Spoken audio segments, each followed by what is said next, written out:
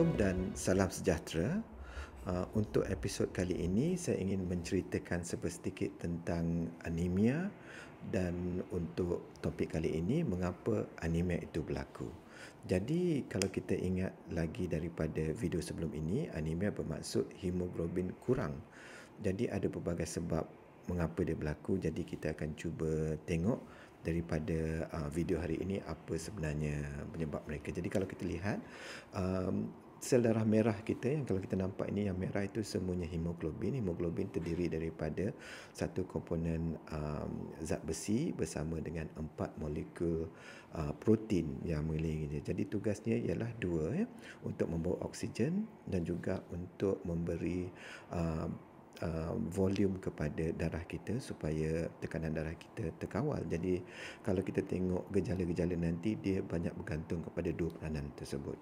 Jadi kalau kita lihat lagi, sebenarnya tidak ada organ, walaupun ada organ lain yang boleh membuat darah, tapi yang bila kita dewasa, yang organ utama sekali ialah sumsum tulang. Jadi sekiranya kalau sumsum tulang itu mengalami masalah, jadi kita akan mendapat gejala di mana darah kita rendah. Jadi sebenarnya untuk menghasilkan darah merah ini, sumsum tulang kita ada dipengaruhi oleh pelbagai hormon, dan hormon ini dikawal ketat supaya bilangan molekul hemoglobin kita sentiasa terkawal, tidak terlalu banyak dan juga tidak terlalu kurang. Jadi untuk membawa oksigen dalam badan kita ialah dia menggunakan satu molekul oksigen kepada tiap zat besi yang kita ada dalam hemoglobin kita, dan dia juga bila dia bergerak di seluruh badan kita, kalau kita cukup jumlah darah, dia akan memastikan tekanan darah kita terkawal. Jadi sekiranya kalau kita ada masalah kekurangan darah, apa yang berlaku, kita dapat gejala di mana sama ada kita tidak cukup oksigen ataupun kita tidak cukup untuk memberi tekanan darah yang cukup. Jadi bila tekanan darah kita rendah, kita mula rasa pening, kita mula rasa sesak nafas, ya. Dan jika kalau dia mempengaruhi sistem jantung kita, badan kita ni seumpama macam sponge, di mana kita akan ada bengkak kaki. Degupan jantung kita juga akan berjadi laju kalau kita membuat apa-apa aktiviti yang agak menggunakan banyak oksigen, kita akan rasa letih dengan cepat.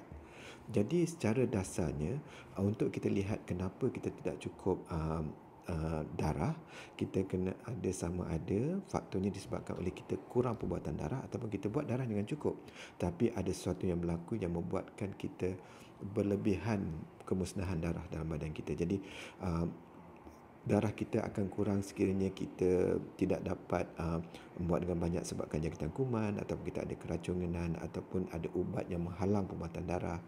Sekiranya kita ada ketidakstabilan hormon, sekiranya kita ada kekurangan zat besi yang building block untuk membina darah, dan seterusnya. Kalau kita ada kekurangan sel induk, sama ada disebabkan oleh jangkitan kuman ataupun ada masalah seperti kanser dan leukemia sebagainya.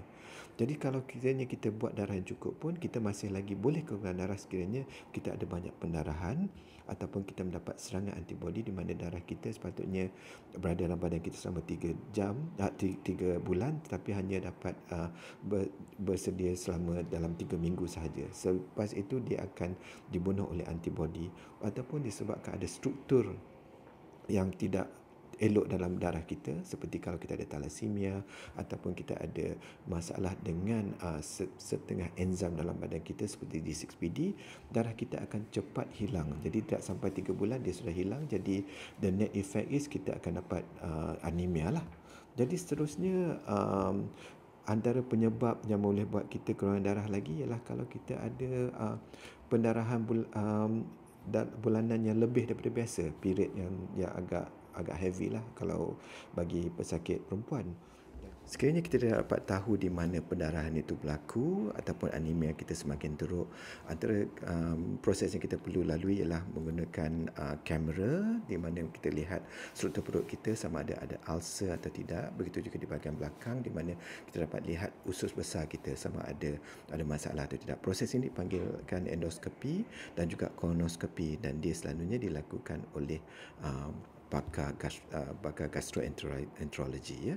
Dan seterusnya kita juga perlu buat ujian hormon untuk memastikan yang struktur tarut kita normal, ya. Kita tidak membuat sekiranya kalau hormon tarut kita rendah, periodnya selalunya lebih panjang daripada biasa, ya.